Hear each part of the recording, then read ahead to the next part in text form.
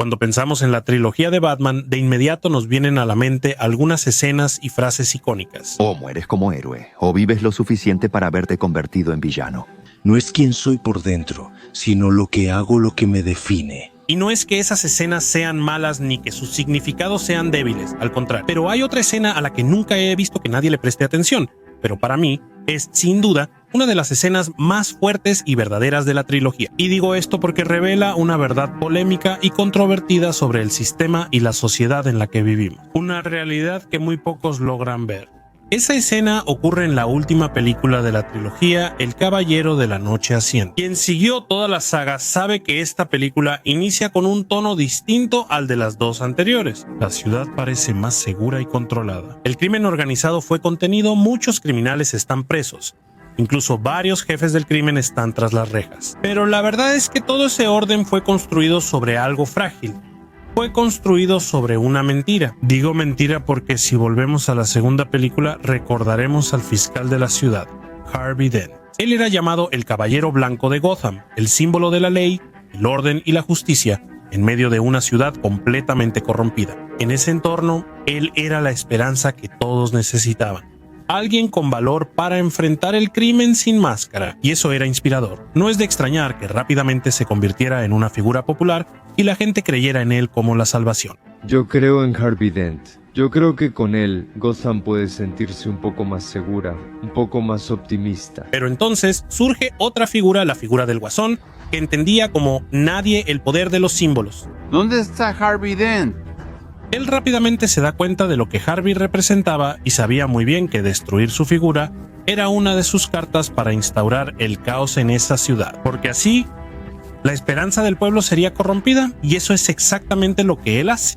Yo tomé al Caballero Blanco de Gotham y lo puse en su lugar. No fue difícil. La locura, como ustedes saben, es como la gravedad. Solo necesita un pequeño empujón. Al final de la segunda película, en uno de sus jueguitos, el Guasón termina matando a Rachel, la mujer que Harvey amaba. Después de eso, sucumbe al caos del Guasón y se vuelve completamente loco. El Caballero Blanco de Gotham se convierte en el famoso Dos Caras.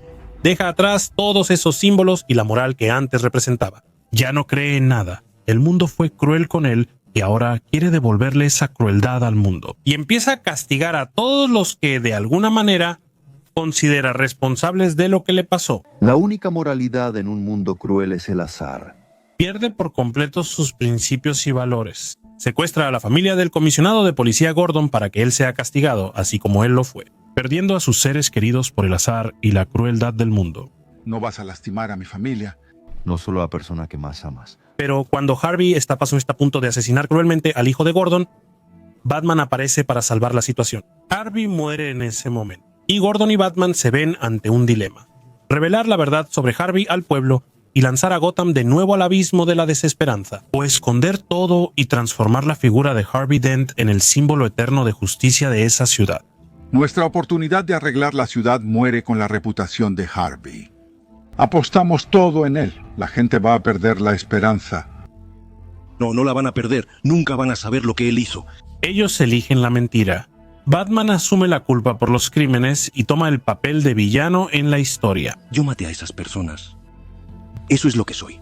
No puedes, tú no eres. Yo soy lo que Ciudad Gótica necesita. Ellos creen que la lucha por una ciudad gótica mejor no puede morir con Harvey. Y más que ocultar sus últimos actos después de su muerte, todavía se crea la Ley Dent, una ley en honor a Harvey, que otorga poderes reforzados a las autoridades, que permite arrestar criminales en masa y desmantelar el crimen organizado. Un héroe, no el héroe que merecemos, sino el que necesitamos. Nada menos que un caballero brillante. Gotham vive en una paz artificial, pues en realidad se construyó sobre una farsa, y como todos saben, la mentira tiene patas cortas. La determinación implacable de Harvey Dent contra el crimen organizado dejó a Gotham más segura que en la época de su muerte, hace 8 años. Y la mentira no sobrevive a la tercera película. Vemos al comisionado de policía Gordon, incómodo por tener que cargar con el peso de ese secreto durante todos estos años. Y cansado de vivir esa hipocresía, escribe un discurso para revelar al pueblo toda la verdad sobre Harvey Dent. Pero cuando llega el momento, él duda. Sabe que la población no está lista para la verdad, que revelar eso destruiría el frágil orden que sostenía a Gotham, y decide guardar ese discurso. Pero puede que no sea el momento. Y tenía razón en tener miedo. Más tarde en la película, el nuevo villano Bane captura a Gordon y encuentra ese discurso. Solo que, a diferencia de Gordon, él no tiene ningún compromiso en proteger el orden.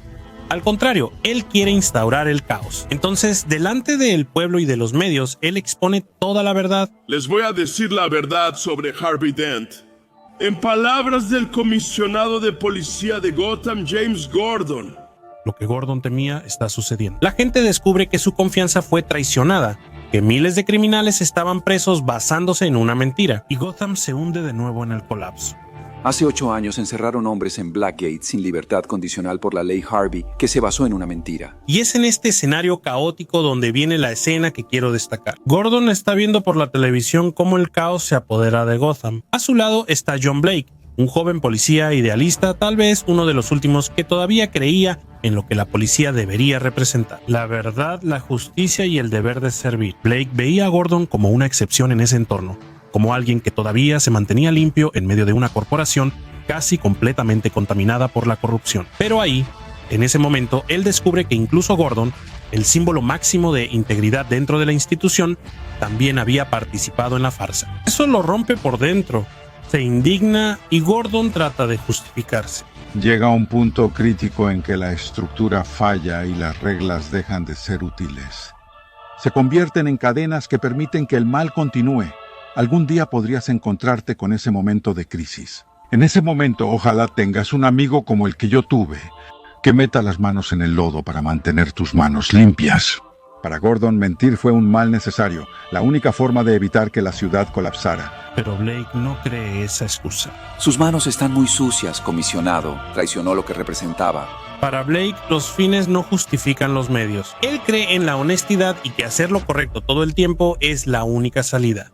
Esa es su ideología. Deberías creer en algo más real. A lo largo de la película vemos cómo, fiel a sus principios, es de los pocos policías que intenta salvar Gotham incluso solo, sin recursos, enfrentando burocracia e inercia policial. Tranquilo, oficial. La situación no tiene precedentes. Pero mientras más lucha, más nota que la institución encargada de proteger la ciudad es ahora parte del problema. Las reglas, las placas, los protocolos, todo lo que debería garantizar la justicia se ha convertido en una prisión que impide que la justicia suceda. ¡Idiotas! Son unos desgraciados, nos van a matar. Solo obedecen órdenes. Mientras Blake quiere actuar, quiere salvar a la gente, la policía está paralizada, atada, presa de protocolos que no tienen sentido ante ese escenario de crisis.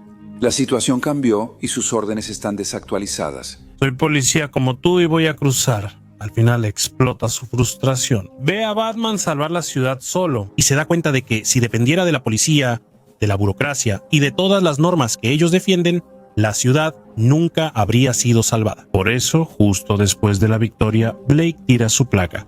Él renuncia a la policía. Él entiende que seguir luchando dentro de esa estructura no significa servir al bien, y por lo tanto permanecer dentro de ella significaba estar de acuerdo con algo ya corrompido. Gordon, al saber que el novato renunció, trata de convencerlo de quedarse. ¿Puedo intentar convencerlo de que no deje la policía? Pero Blake se muestra muy convencido de su decisión. ¿Sabe lo que usted dijo sobre que las estructuras se convierten en cadenas? Tenía razón y no puedo aceptar la injusticia. Después de sumergirse en las capas de la policía, Blake se da cuenta de que lo que Gordon dijo antes era verdad. Las estructuras del sistema ya están tan establecidas que ya no sirve de nada hacer nada. Ya no es posible reformar el sistema desde dentro, porque sus normas ya están tan establecidas y rígidas que ya sirven exclusivamente para proteger y fortalecer al propio sistema. Y por eso, la única salida que encuentra es abandonar. Me parece interesante que esa escena dice algo que trasciende a la policía de Gotham. Nos invita a reflexionar sobre todas las instituciones que nos rodean. No me malinterpretes. Si regresamos al inicio de las sociedades, veremos cómo las instituciones nacieron por un motivo simple y necesario: ordenar el caos, establecer reglas, proteger, educar y mejorar la salud. Básicamente surgen como herramientas donde los hombres suman sus capacidades para mejorar la vida en comunidad. Solo que con el paso del tiempo lo que vemos es que a medida que crecen y ganan fuerza, esas estructuras empiezan a cambiar de naturaleza. Poco a poco dejan de servir a las personas para servirse a sí mismas. O sea, la máquina que antes fue creada para organizar y mejorar la condición de vida de las personas, pasa a existir para mantener la propia máquina funcionando. La finalidad original pasa a segundo plano y conservar la estructura es el objetivo principal. Eso pasa varias veces. Y con muchas instituciones como iglesias que se vuelven brazos del poder en lugar de voz espiritual. Industrias que nacieron para servir necesidades humanas, pero que con el tiempo empiezan a priorizar las ganancias por encima de todo. Gobiernos que debían organizar la vida terminan siendo máquinas de explotación. Escuelas creadas para enseñar se convierten en fábricas de conformidad. En fin, hay varios ejemplos. Pero lo peor es que a medida que este proceso va madurando, va contaminando absolutamente todo. No solo las grandes estructuras, ¿no? Sino incluso las estructuras invisibles empiezan a funcionar como si fueran una institución. Nuestras creencias, pensamientos e identidad también se institucionalizan. Ahí es cuando perdemos nuestra fuerza interior. Aquello en lo que realmente creemos y sentimos va siendo completamente domado. Todo eso porque tenemos miedo de ir en contra de lo que ya está establecido. Incluso hay una película que recomiendo mucho para quien no la ha visto llamada Spotlight, que ilustra bien esta idea. Es una historia real sobre una investigación que ocurrió en las iglesias de Estados Unidos y su involucramiento para proteger a sacerdotes abusadores. Durante la película observamos que el problema supera a los sacerdotes y que la iglesia misma funcionó como un sistema de encubrimiento. Lo más escandaloso es ver cómo una institución creada para guiar espiritualmente terminó ocultando el peor abuso dentro de ella. En ese proceso, hasta personas de bien eran cómplices.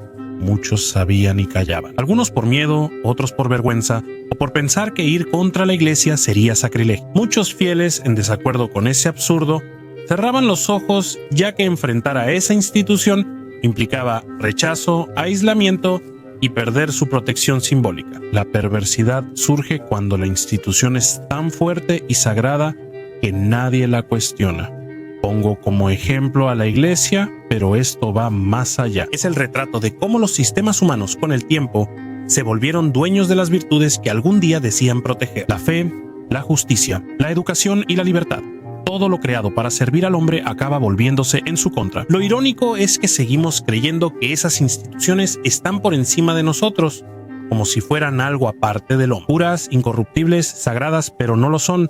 Fueron creadas, adaptadas y son mantenidas por personas como tú y yo. Y es justamente cuando olvidamos eso que ellas ganan poder sobre nosotros. Porque en el instante en que creemos que no podemos cuestionarlas, ya estamos sirviendo a su propia perpetuación. Es lo mismo que pasa con John Blake. Cuando entra a la policía, está seguro de que está sirviendo a la justicia. Para él, la institución es todo lo que cree: orden, verdad y protección. Él se entrega en cuerpo y alma. A eso llega lleno de esperanza. Pero cuanto más pasa el tiempo, más se da cuenta del absurdo. Que esa estructura que simbolizaba el bien, en la práctica, bloquea que el propio bien suceda. El sistema que él juró defender se volvió parte del problema. Comúnmente, al llegar aquí, elegimos una de dos opciones: o simplemente aceptar, conformarse y seguir firme ahí, o rebelarse, dejarse llevar por el odio. Y en ambos casos te conviertes en víctima del sistema. Blake hizo algo diferente. Él decide seguir luchando. Pero desde afuera, la decisión de salir de la policía puede parecer rendición, puede parecer una huida, pero no lo es. Es un gesto consciente de admitir que como individuo nunca cambiará sistemas complejos tan antiguos y arraigados en el mundo. Entonces, la salida de Blake no es más que una forma de que él cree y viva dentro de su propio sistema. Él de ninguna manera abandona lo que cree. Él abandona el mecanismo que secuestró lo que él cree. Y eso hace toda la diferencia. En la escena final muestran que él comienza su viaje como Robin. Me gusta ese nombre, Robin. Ahora va a luchar bajo sus propias reglas y, sobre todo, ocultando su verdadera identidad. Trabaja solo, usa la máscara. No tengo miedo de que me vean enfrentando a esos tipos. La máscara no es para ti, es para proteger a quienes amas. La máscara revela la fragilidad del hombre común. Sin ella, eres vulnerable y fácil presa. En la historia vimos lo que le sucedió a Harvey Dent al intentar luchar mostrando su rostro. Blake comprendió que no debía repetir ese error. Él vio que pelear con el rostro descubierto en una estructura corrupta sería ser aplastado. Y claro que, cuando vemos esto en la vida real, muchos pueden pensar que la solución es esconderse, vivir enmascarado, fingir ser algo que no eres, pero no es eso. La máscara aquí no es una fantasía, es una conciencia. formar parte del juego sin nunca entregar tu alma a él. Es sonreír cuando necesitas sonreír, pero sin traicionar jamás lo que realmente sientes. Descubrí demasiado tarde que tenía que esconder la rabia y practicar sonrisas frente al espejo. Es como ponerse una máscara. Saber que el mundo tiene reglas, normas y rituales y que puedes moverte dentro de todo eso sin entregar lo más verdadero que hay en ti. O sea, puedes trabajar en una empresa sin pertenecer al culto de la empresa. Puedes tener fe sin volverte siervo de la institución o de la autoridad que la representa. Puedes seguir las leyes sin pensar que todo lo que es legal es moral. Puedes sonreírle al mundo sin venderle tu alma. Es no dejar que el peso de las instituciones te convenza de que ellas son más grandes que tú. Es ser fiel a tus ideales en un mundo que busca apagarlo.